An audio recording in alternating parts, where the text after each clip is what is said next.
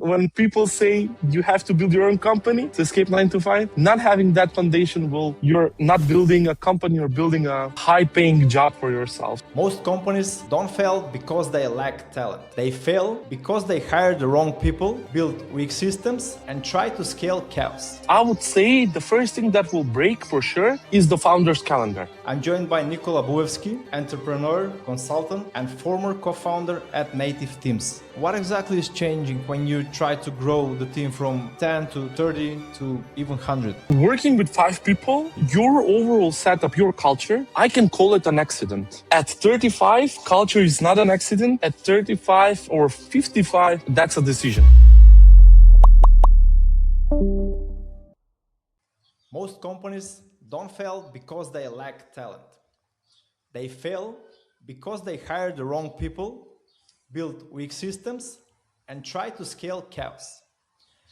Founders often think that their biggest problem is actually sales.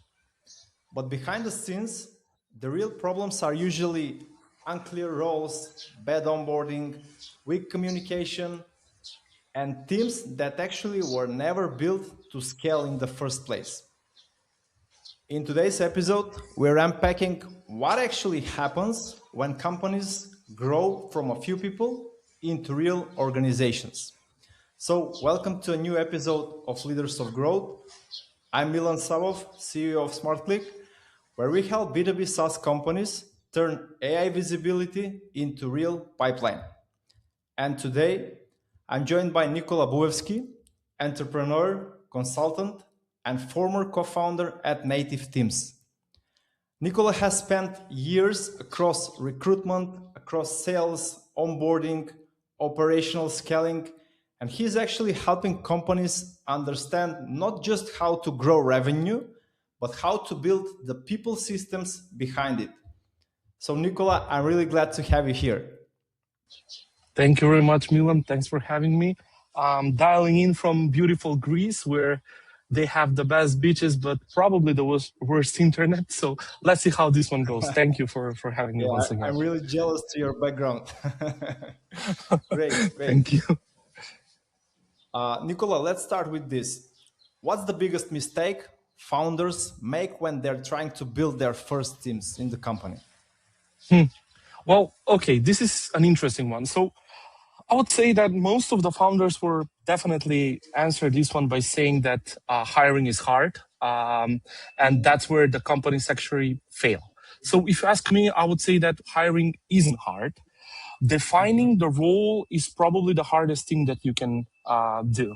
Hiring is just the moment when you find out that you skipped the step where you defined a certain role. So in general, most of the founders, they fail before the first CV. They've probably never, ever wrote down what success in a certain role looks like in the first 90 days.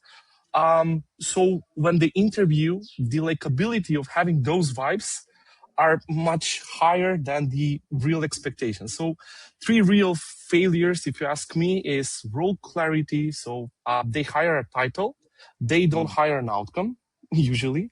The process in the early startups looks kind of a random. So everybody just trusts their gut and they're asking random questions in the position. And then the most critical step in this area, I would say, would be the expectations. So no defined expectations. So nobody knows if the 3 months are on track or they are off track. So I would say that mostly they are kind of a bad hires rather than bad people.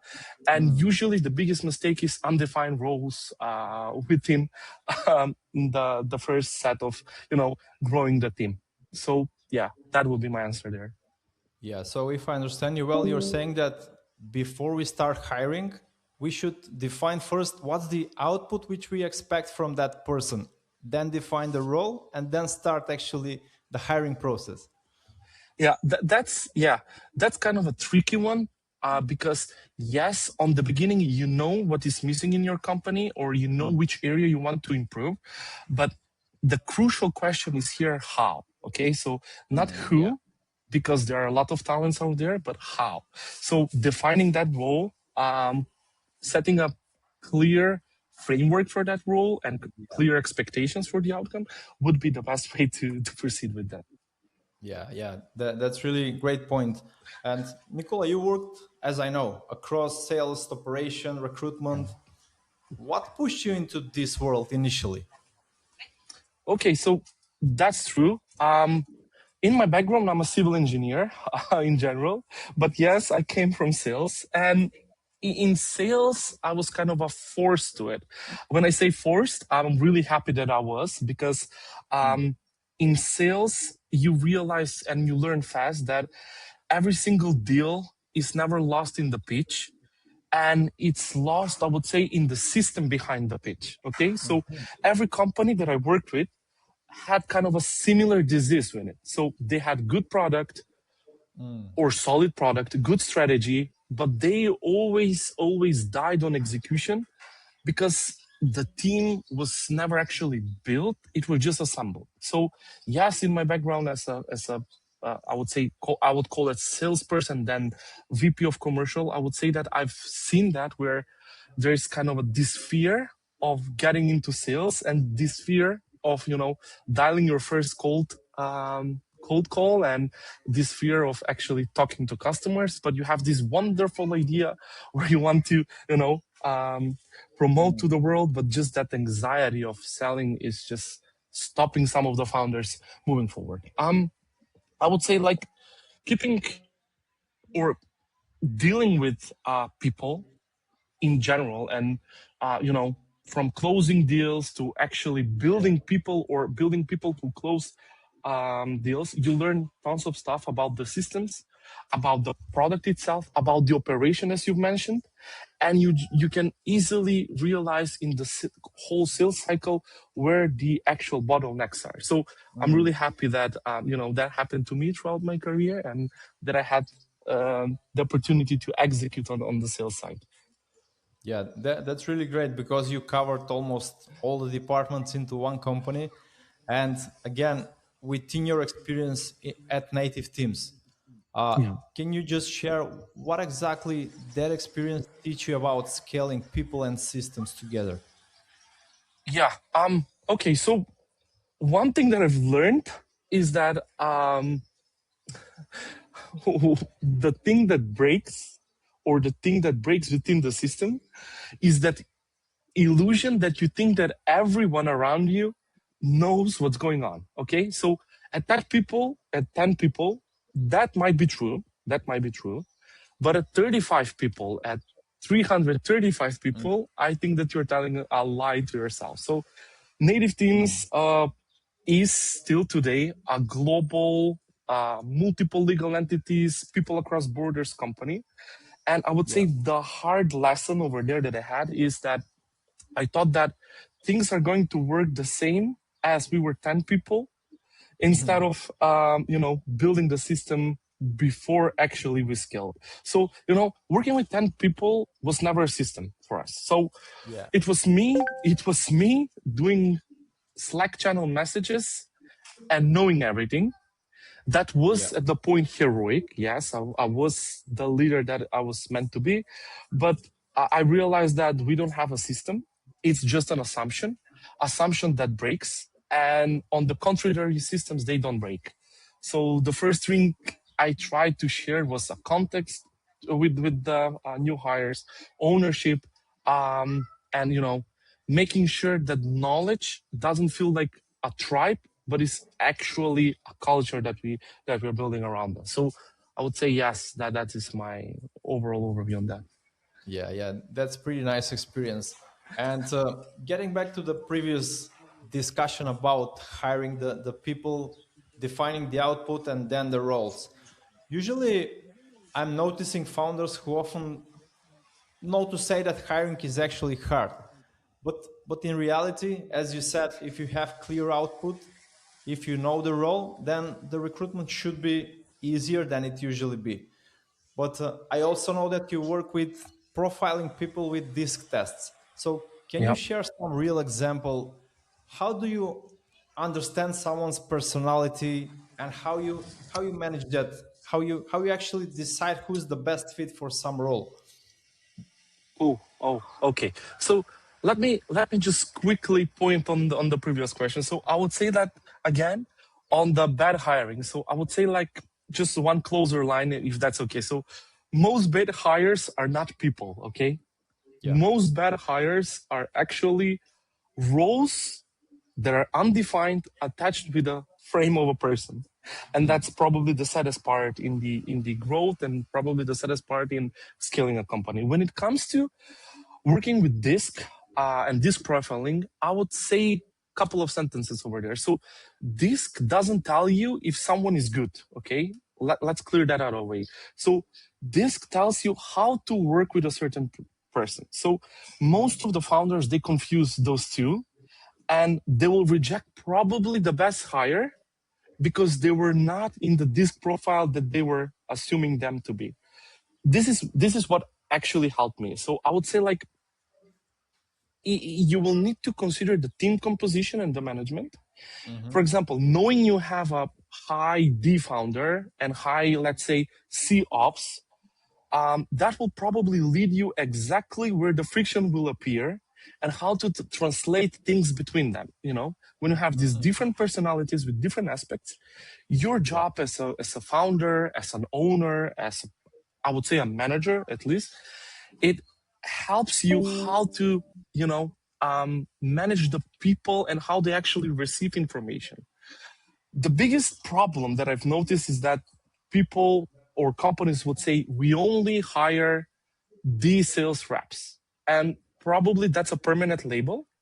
It's a snapshot of a certain behavior, and it's kind of a, you know, a behavioral presence that works under pressure, and it's not a verdict on ability, or it's more like a destiny for them. So sometimes, you know, founders would say these things, we are not a right fit, it's not the right time, and so on, where actually they're looking at the wrong profiles, and they're looking at the you know, different disc personality for the hire they want to do. So never mix those two. And where actually that test is helping you most when you decide who to hire? Or let's say, like a real example, you want to hire a sales rep. Yeah. What are you trying to see there in that test? Well, that purely depends on the industry that you're working with. Most of the sales rep, based on my experience, are in the I category. We call them dolphins. That means they're really talkative, they're really open with communications, but there is a certain bottleneck and gap when it comes to actual working with numbers and actually working with the problem to solution on the closing call. So I would say that it really depends from organization to organization, but it cannot be a game changer for you, and it cannot be an interview decider for you. Because yes, based on the disparate personalities, we can analyze people, but don't forget that they can mix, and certain salespeople have the skills to jump from, let's say, S profile to D profile on the call. So I'm looking more into, you know, get to know them better rather than, you know, testing them on a certain profile in general. So yeah, So that you're would be not my answer. relying 100% Fully. on this, but you try to get to know people better before you actually hire them in the team. Yeah, as I said, so the disc will help you how to manage those people more than their actual performance on the calls. So yeah. And what are like the biggest red flags which you notice during that hiring process that maybe some other companies or people in recruitment are usually missing? Okay, the biggest red flag. Okay, I can say that the biggest red flag so far would be the silence on failure. And hear me out, I will explain this one. So, as a candidate or a candidate, everybody just looking for a job hopping and they're looking for the next adventure. The quietest, I would say, failure is actually predicting the outcome or predicting the real failure from the employer and the employee side that can come up within their collaboration. You know, even on this interview, you can see those red flags they're kind of in the small, tiny things. So if the person in general talks with, we and then never I, they cannot isolate their own contribution, for example. Then there are kind of a couple of things that you can notice when they're asked about the title and the salary before they even actually ask about success and so on. We are also seeing a red flag. So then you have, I would say, energy drops even on the same call. Then you have mismatches in terms of what success looks like. So there are a lot of red flags, but I would say the one is the silence on failure, because those questions are never asked almost on the interviews. Nobody on the interviews are talking about failures, even the candidate and the companies. And that sometimes can be a topic that gets dinged down under the carpet. And after, I would say, 4 or 5 months, people realize, but wait, we've never talked about failure. We never talked about firing or sacking people. We never talked about, the team itself. So that will be the biggest red flag. And have you faced sometimes with having a person who is highly skilled, but then on the other side, he's completely wrong for your organization? Many times, many times. Okay, in general, there is a lot of good talent out there. Mainly highly skilled people are really tough for you to get and to reach. Yeah. But okay, so if I take it like this, so the skills they have is kind of the stakes they own. Okay. But the real question here that everybody needs to ask is whether those people can actually operate with what you have, not with the ideal org chart that you have imagined in your head, but can they deal with the chaos that you are actually today? Well, it happens constantly. People do unexpensive hires. They found a brilliant person. And then what happens is they underperform. So basically the classic case is here, the big company senior that dropped into a 15 people startup. They are confused with, the processes, with the hand count, with the clarity, with the simplicity. I'm not saying that they are bad at that point, but they're kind of not the right match with the expectations or the chaos that a small startup can be in. So I would say different players in different leagues are probably the most comfortable in their best assets or in their best skill sets. So again, that will be kind of a much broader answer, but I would call it like skills is an asset on the table stakes that doesn't mean that one thing will work in one company and the other will not. So that's the outcome. Now I want one personal point, personal experience which you had, knowing all of this which you know right now. What's like one maybe hiring decision you made in the past, but then regret about it, but you have a massive learning about the whole experience which you had? Yeah. Okay. That will definitely be a hire when we closed kind of a Series E and we looked for a technical person, somebody that's above our current technical setup. And it was the exact same case that I've explained. I'm not saying anything about the person. The person is extraordinary. I can say that he's still working in a company and he's a high value talent that you can have. Our company, our setup at the time was not ready for, I would say, his ambition and his, I would say, hunger to improve stuff. So again, it was a classic mismatch on the org chart. So actually you hired a person without you being ready to support him in the growth. 100%. It was an expensive hire. We used a recruiting agency. But it was just not the right time and not the right fit for the company at that point. Today it might be the best fit, but back then was not.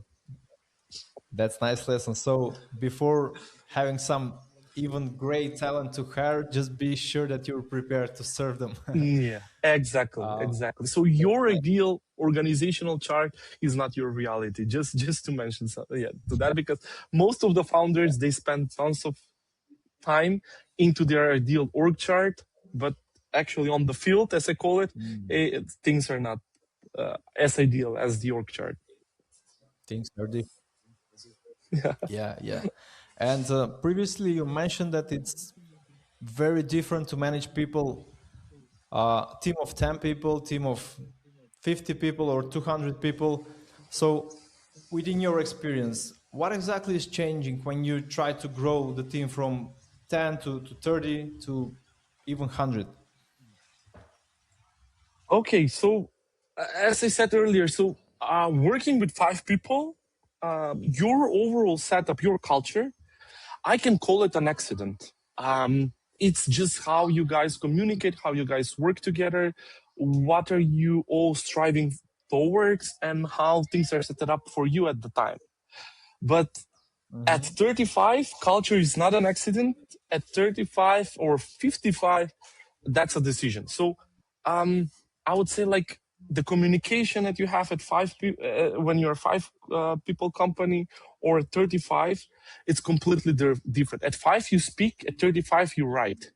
So even that shift or that change um, can be like shocking or a completely new thing for most of the founders. So the accountability you have at 5 people, it's completely different at the accountability that you will have at 35. So at 35, if there's no name on it, it's on a certain task or a certain goal or certain, achievement that the Position. company wants to do. Yeah, position. It's not, owned by anybody. At five, Yeah. at five, whoever is in the room is the one that is owning the goal or the task or what needs to be finished. So I would say like the way things are working, speaking, writing, synchronous or asynchronous communication between the team, the way that you're setting up goals, the transparency either stays explicit or it dies. So that's the crucial difference between 5 and 35 people. Usually the Yeah, yeah. transparency dies at 35 people, and it's really difficult to make everybody to believe in the same goal or to achieve the same goal. So yeah. If you made it this far, I really appreciate you being here. But let me tell you something real quick. Most B2B SaaS teams don't lose traffic overnight. They lose it slowly, quietly, until it shows up in the pipeline. And by then, it's already expensive to fix it. So if you're facing with a traffic drop and you want to understand where that risk is coming from before it hits your revenue, we've put together a practical guide. It's 4-in-1 traffic drop prevention checklist. It shows you where to look up first, what signals most B2B SaaS teams ignore, and how to spot the gaps between SEO, content, and ownership. You can find the link in the description. You mentioned three important things like culture, which is decision, then accountability and communication. Yes. But when you're scaling the teams from, let's say, 5 to 35, what usually breaks first in that process? Whew. Oh, what usually breaks first? I would say the first thing that will break for sure is the founder's calendar. Oh, So totally the unexpected. founders so the founder's calendar is probably the first thing that is going to break. Everything still routes at that point through the founder, because nobody probably at that point defined who actually owns what. That's not a people problem. It's not the number. It's a design flaw. So the second thing that it will break after the founder's calendar is probably the manager layer. There is the classic mistake that founders are doing. We did it, where you're promoting your best individual. We call them IC, individual contributor, into a kind of a management role with zero support. And you're losing a couple of things. So you're losing that managerial layer, you're losing your IC, and you gain one thing, you gain bad management. So you probably have three losses in one month: your calendar, your IC calendar, and your manager layer. So I would say, like, the speed of the decisions that you're doing things, the decision latency that is going to appear in this period is probably your silent killer. Every single route of decision is coming towards you, and you will become the bottleneck of the whole company. So those are the first things, and second and third, that it will definitely break in scaling. So we should be aware of that from the very Definitely. beginning. And, The calendar management is probably one of the toughest thing in the founders journey. nice one. I really didn't expect this as an answer, but it's good that you pointed that out.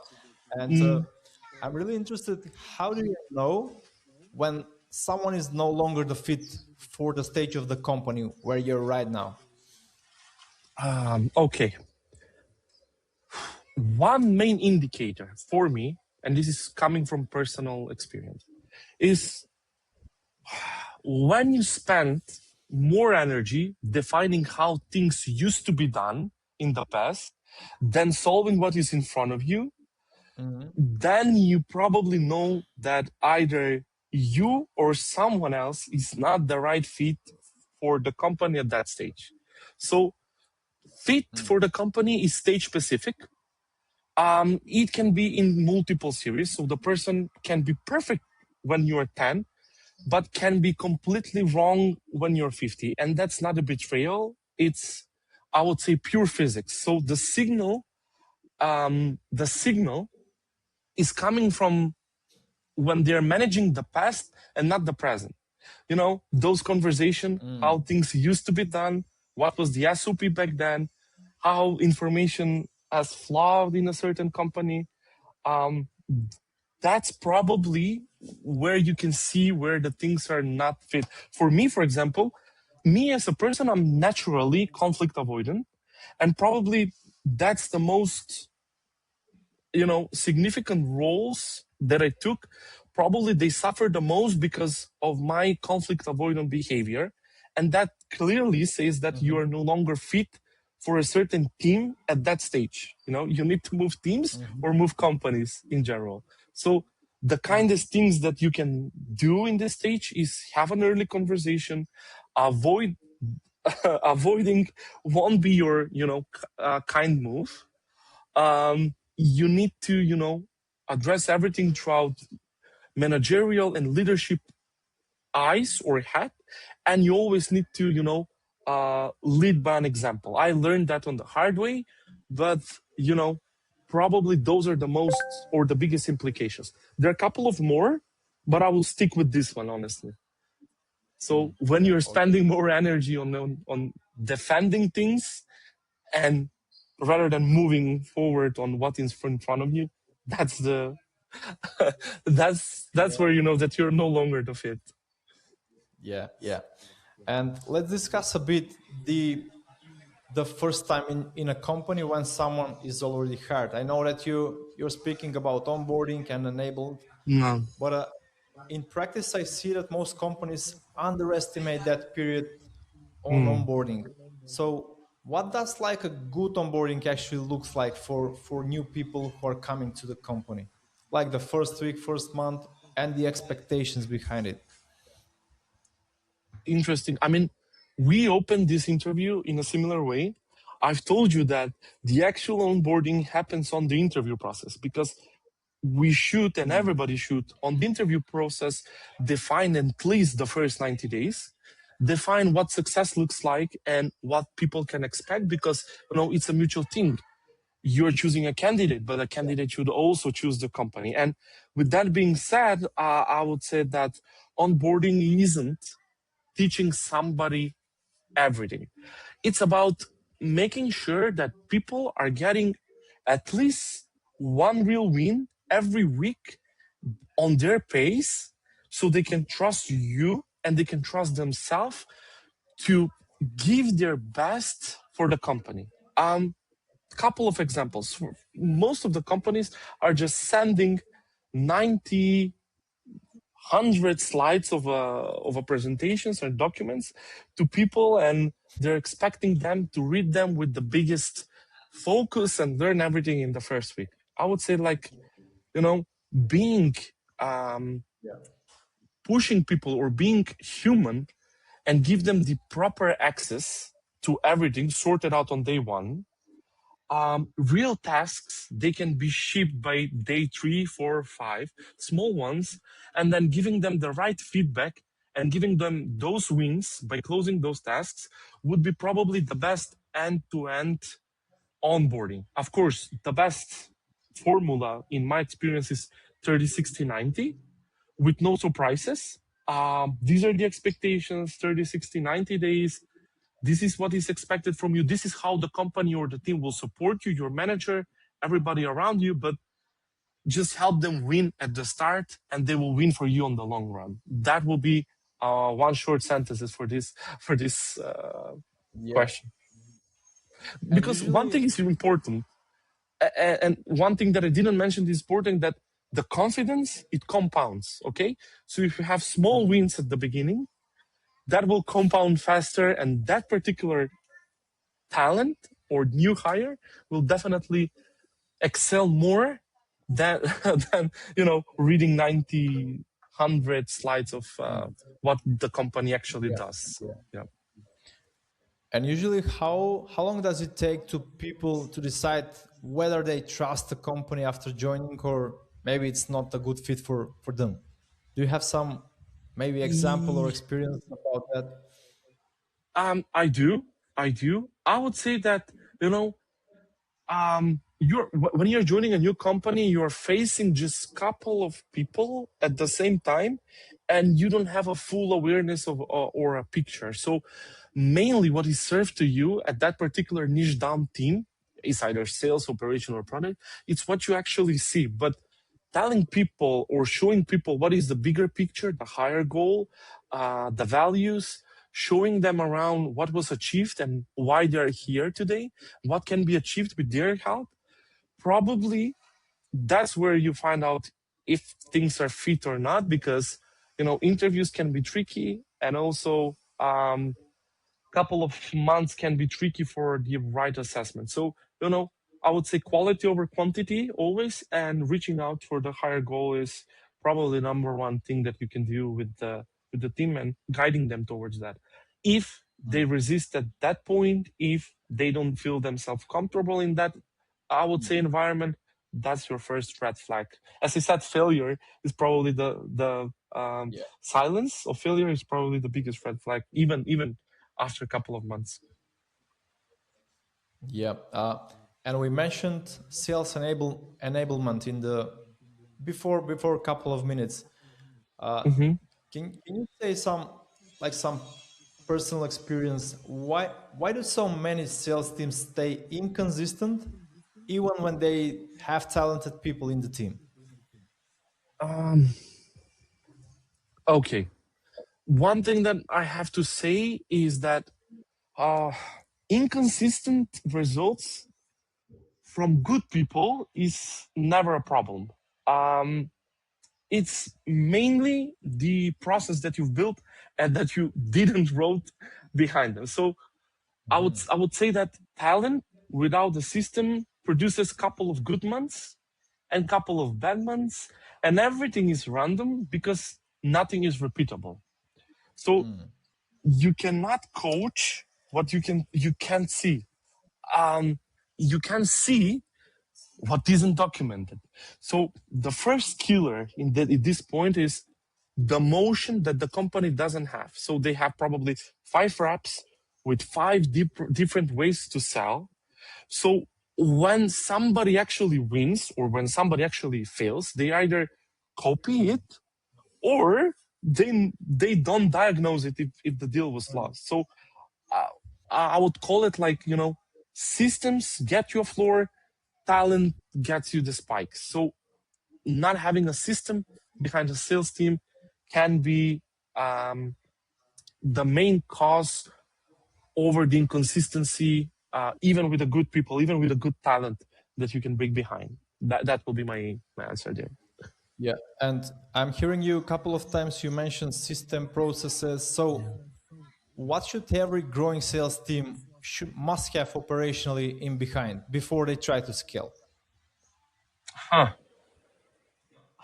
mean, I've said earlier, so don't scale a sales team if you cannot coach, because in general, when you onboard somebody and when you're doing all of the interviews and pushing them towards a certain criteria that you have as a company,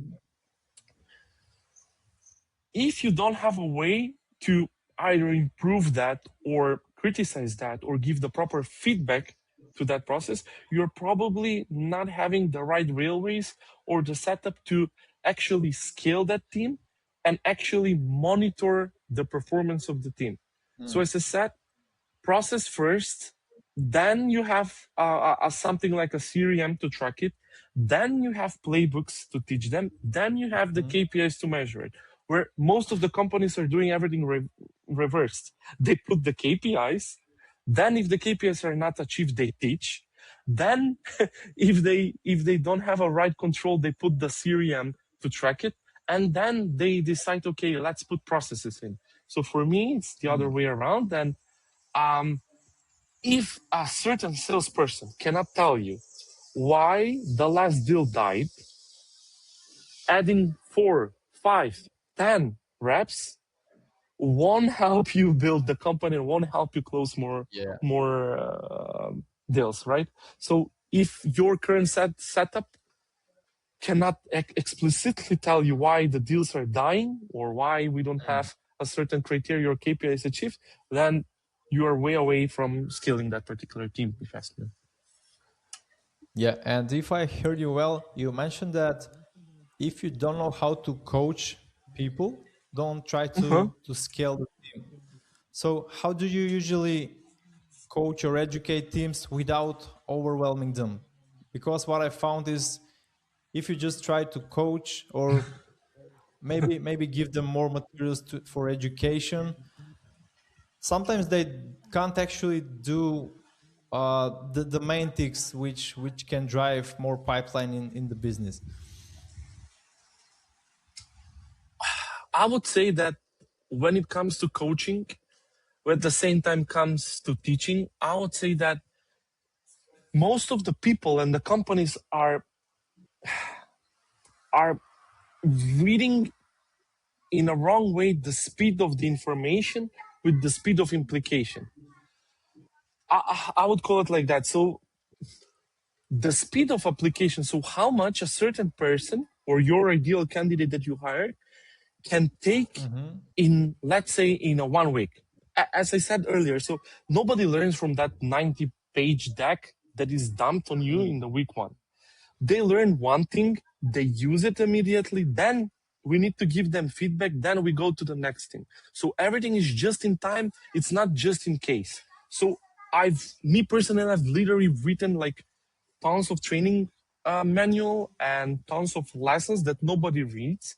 And then you will see the questions on the daily basis that are coming back from the first couple of slides in your deck. But if you take people and adjust the speed of the application, not the speed of the information, they learn in their own beat and they get the opportunity to get the feedback at their own time. So application will definitely beat information at every single time on your training coaching process.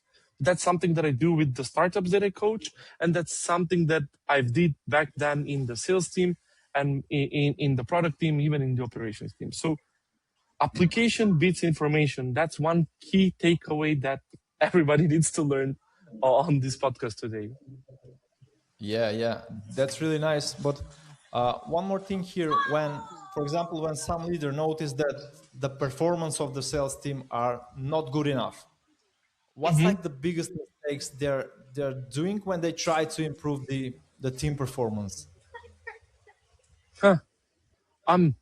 Okay, what they try or what is the best thing to do? Because they're different. Because usually the when I biggest speak with, mistake they do? yeah, the biggest mistake that I saw was where performance dropped. The Yeah. instinct of the founder or of the company was to add. They would add people. They would add more people. They would add more meetings. They will add more tools, more metrics, more processes. Usually, the real problem, in my experience, is completely the opposite. It's too much noise, too much meetings, not enough clarity, too many people. Everybody knows what is the best. Everybody knows what they need to do in order to regain the performance or regain the trust of the founder. And then you will realize that once you remove the noise, your good people, your good performers, they can finally breathe. And the second the system is treating those people good, meaning that there's no noise, no meetings, no new rules, no new sets, no pressure on the weekly meetups. No, you will definitely see that those 5 people will definitely work better than even if the performance is just slightly raised from the bar that you have. You will definitely see those people perform 10 times better than what your instinct is telling you. And the instinct is add more metrics, more tools, more processes. So I Yeah. would say that that's the biggest mistake that the founders are doing, adding more rather than stopping and improving what's there. Yeah. And right now we're in the era AI. Everyone is saying that Yeah, it's pretty trendy. yeah. What's your thought on this? How important the tech stack is right now when building like teams supported with the whole AI tools for the especially for sales? And Yeah, maybe another question: where companies usually overcomplicate with these tools and systems? yeah. I mean, you probably know my take on it. My take on it is that the tools, they don't fix the processes; they amplify it. What I'm saying is that even with the best and the most expensive tools, a certain team, a certain company won't perform better than a smaller company with a smaller budget with much worse tools, but a better system and a better, I would say, operating processes that people can follow. So, yes, the tech stack matters. I'm not saying that don't buy tools and don't improve your tech stack. Yeah. 100% use AI always, every day, because it will speed up the process. It will cancel the noise, as we said in the earlier question. It will cancel the noise. But again, the tech stack that you have wouldn't lead your process, wouldn't improve the workflow in a way that you're expecting it to be if you don't have a certain rule sets and if you don't have a certain fit of a team that works good together. So a dysfunctional team with a great tech stack and a great team with a kind of a semi-good or yeah poor tech stack will definitely outperform them. So yeah, it's a Yeah. yeah I I understand that you're a big fan of systems before scaling, so this is yeah pretty nice one. yeah Uh, yeah. I mean, you always we're have to have moving a to foundation before you're building a house yeah, or a building. exactly. Yeah, I'm really also a fan of that because within our service, also if you don't set up the foundations, then it's really hard to scale. So everywhere is the same pattern.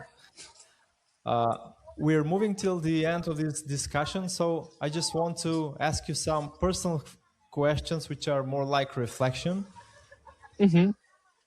What's like one leadership lesson that took you the longest to learn? I don't want to be boring and talk about systems again, but I guess I will have to. So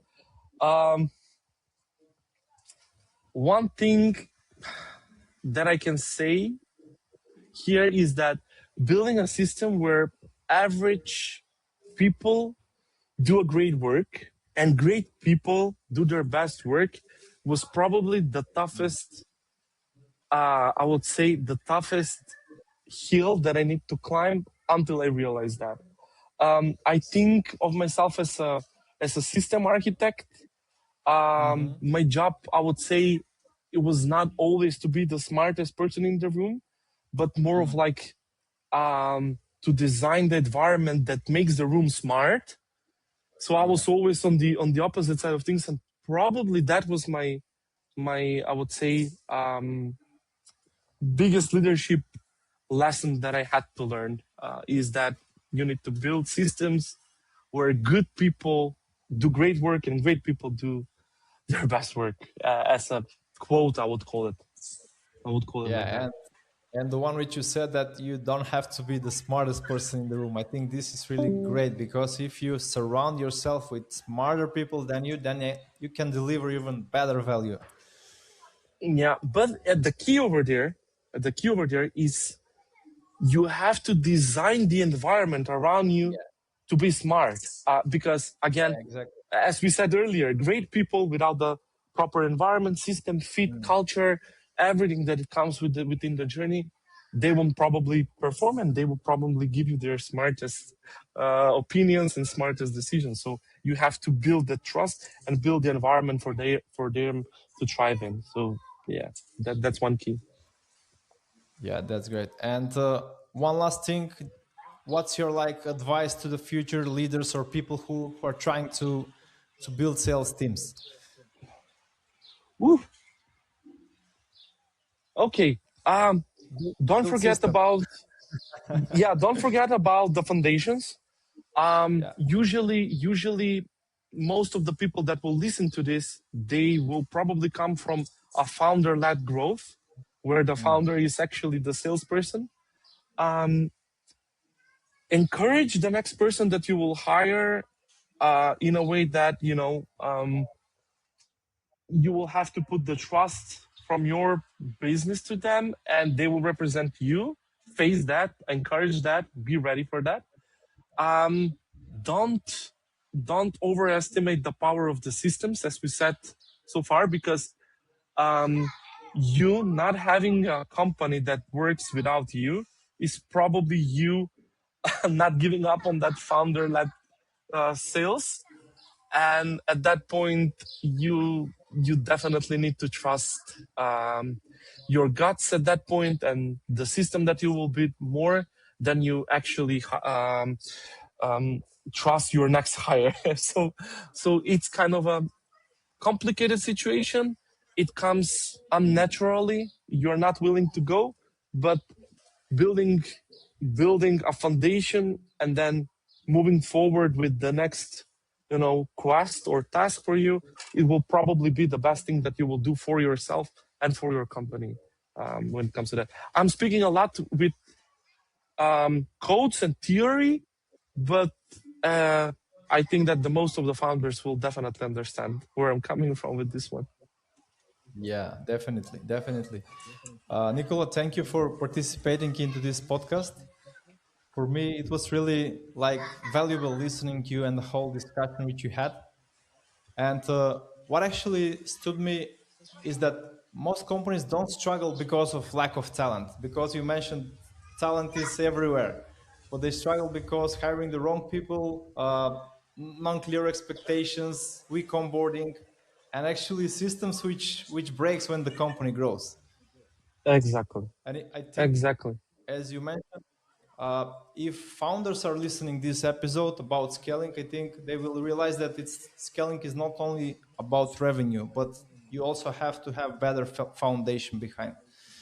So for everyone And that listening, and foundation,